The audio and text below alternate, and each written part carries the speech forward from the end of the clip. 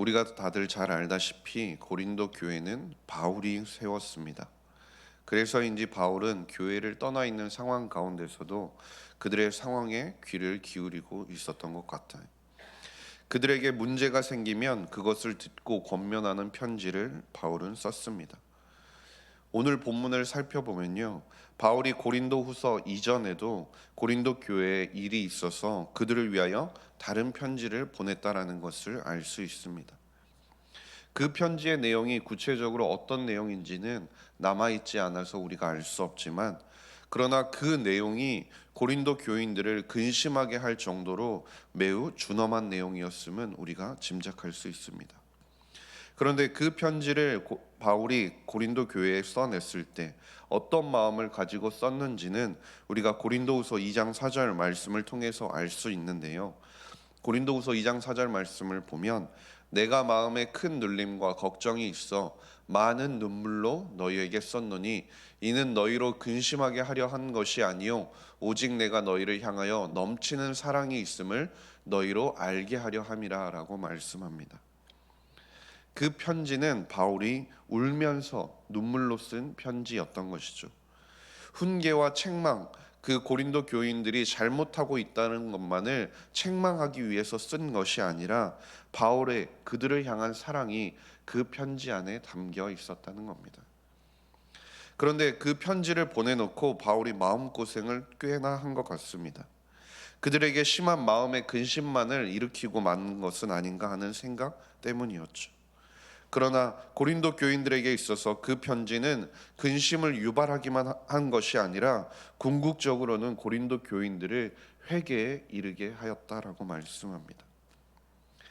바울이 그들을 향하여 사랑을 담아서 그 쓴 편지는 단순히 그들을 괴롭게 하기 위함이 아니었습니다. 하나님께서도 바울을 통해 그 교회를 향하여 쓰게 하신 이유도 그들을 단순히 자책하며 고통스러운 상황 가운데 그들을 두고자 하심도 아니었다라는 거죠. 그들이 회개를 통해 죄악의 길에서 돌이켜서 하나님의 길로 나아오는 삶의 방향 전환을 그들에게 원하셨다라는 사실입니다. 하나님께서 우리에게 원하시는 모습도 이와 동일한 것 같습니다. 우리가 말씀을 읽으며 설교를 듣고 찬송을 하고 기도를 하다 보면 우리 가운데 어떤 순간에는 많은 괴로움을 경험할 때가 있습니다. 자꾸 말씀이, 기도가 나의 연약한 모습을 들추는 것 같고 죄악된 본성을 향해서 손가락질을 하는 것 같고 그래서 안 된다고 비난을 하는 것 같을 때가 있습니다. 하나부터 열까지 내가 꼭꼭 감추어 놓은 그러한 것들을 마음속 저 깊은 곳에서부터 들추어내서 하나님께서 우리를 향해 혼을 내시는 것 같을 때가 있다라는 것입니다. 그러나 우리가 기억해야 할 것은 무엇이냐면, 하나님께서는 그로 인해서 우리가 단순히 그 죄악된 것들로 인하여 우리가 수치심을 느끼길 원하시는 것이 아니라는 것입니다. 우리가 그 하나님 앞에 정말 부끄러워서 어디 쥐구멍에 숨기 위해 하나님께서 도망치라고 우리를 그렇게 다그치시는 것도 아니라는 사실입니다. 바울이 눈물로 편지를 쓴 이유가 무엇이었습니까?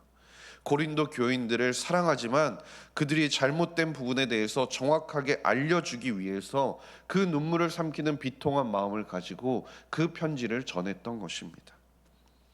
하나님께서도 마찬가지이십니다. 우리를 사랑하셔서 우리의 삶의 방향을 하나님께로 돌리시기를 원하신다라는 겁니다. 우리가 죄악된 본성 가운데서 빠져서 살아가는 것이 아니라 하나님의 자녀로서 바르게 걸어가기 위하여 우리의 연약한 모습을, 우리의 죄악된 모습을 하나님께서는 직면하길 원하신다라는 것이죠.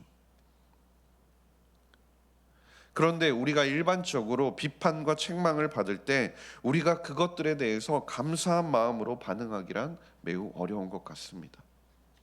우리가 일반적으로 생각해 봐도 자신을 방어하려고 하고 반격하고자 하는 것이 훨씬 자연스러운 모습이라는 것이죠. 어쩌면 나의 연약함을 직면하고 싶지 않은 마음 때문에 나는 비판받을 이유가 없다라고 생각하고 자기 연민에 빠지기도 쉽다라는 것입니다. 그러나 오늘 10절 말씀을 보면 우리는 분명 달라야 한다라고 말씀하는데요. 10절을 보면 이렇게 말씀하고 있습니다. 하나님의 뜻대로 하는 근심은 후회할 것이 없는 구원에 이르게 하는 회개를 이루는 것이요 세상 근심은 사망을 이루는 것이니라. 많은 사람들이 죄의 결과 그리고 혹은 죄를 짓게 된 그 사실만을 후회하기도 합니다.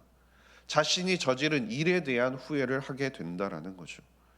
그런데 이런 단순한 후회로는 이 세상의 근심으로는 인생을 변화시키지 못한다라는 것입니다. 그저 시간이 지나면 그 후회는 사라져 버리게 되고 결국 더 시간이 지나면 어떻게 됩니까? 죄를 반복하는 모습을 결국 보이게 된다라는 겁니다. 그러나 하나님의 뜻대로 하는 근심은 어떻게 다릅니까? 하나님께로 돌아오게 하고 하나님이 그들의 길을 돌이킬 힘을 주신다라고 말씀하는 겁니다. 하나님 외에는 죄로 인해 종노릇하고 마비되게 만드는 길에서 인간을 구원할 리가 없다라는 것이죠.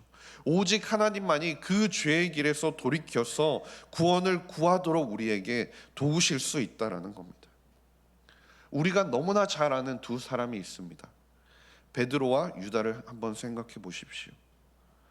두 사람 모두 예수님의 죽음에 관해서 그릇된 방식으로 반응하였습니다. 유다는 예수님께 입맞춤함으로 어떻게 했습니까? 뻔뻔스럽게 예수님을 배반하고 예수님을 팔아 넘겼습니다.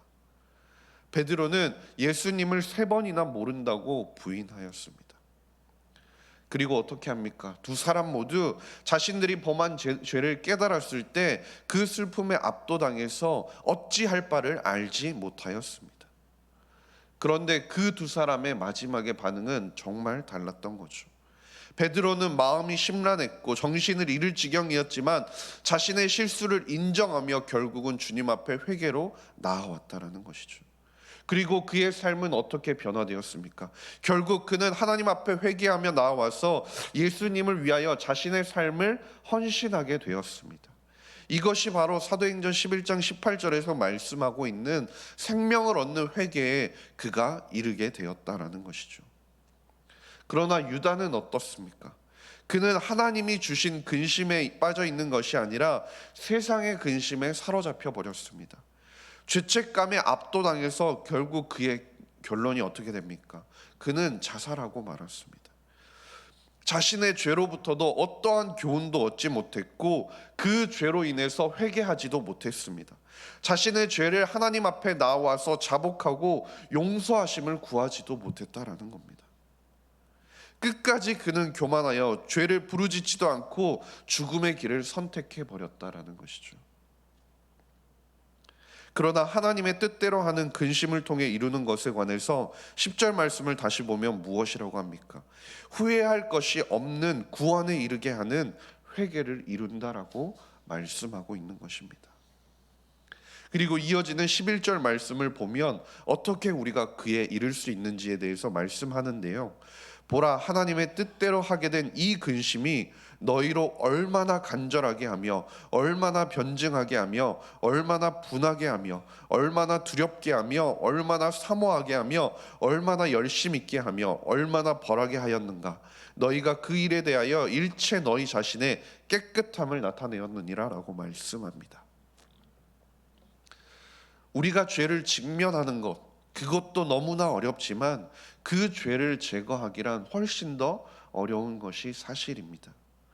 그러나 고린도 교인들은 바울과의 관계를 회복하기 위해 그리고 하나님과의 관계를 회복하고 자신들이 잘못 걸어가고 있던 그 삶의 방향성에서 돌이켜서 하나님의 삶의 방향성으로 나아가기 위해서 정말 간절하게 변증하였고 간절하게 자신들의 마음 가운데 일어나는 분함을 나타내었고 그 가운데 두려워했으며 사모하였다라는 것입니다.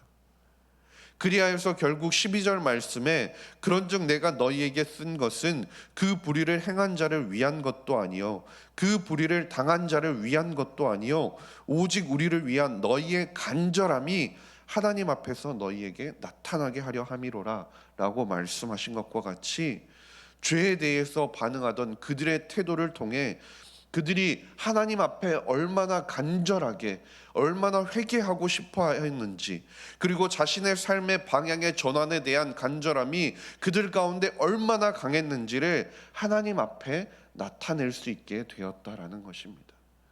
하나님 앞에 간절하게 나와서 자신이 저지르고 있는 그 죄된 본성이 얼마나 죄악된 것인지를 깨닫게 되고, 하나님 앞에 그 죄에 대해서 회개하고 자복하고 결국 하나님 앞으로 방향을 전환하고자 하는 그 간절함을 그들이 하나님 앞에서 나타낼 수 있게 되었다라는 것이죠. 주 안에서 사랑하는 석관중앙교회 성도님 여러분, 하나님께서 말씀하시는 회개, 그 회개는 세상 사람들이 말하는 것처럼 단순히 죄에 대해서 슬퍼하는 것에 지나는 것이 아닙니다. 죄에 대해서 반성하거나 죄에 대해서 뉘우치는 것으로 끝나는 것이 아니라는 것이죠. 결국 그 죄에서 돌이켜서 하나님과 같은 방향으로 우리가 나아가는 것입니다. 아담 이후로 모든 인간은 하나님 앞에서 죄인입니다.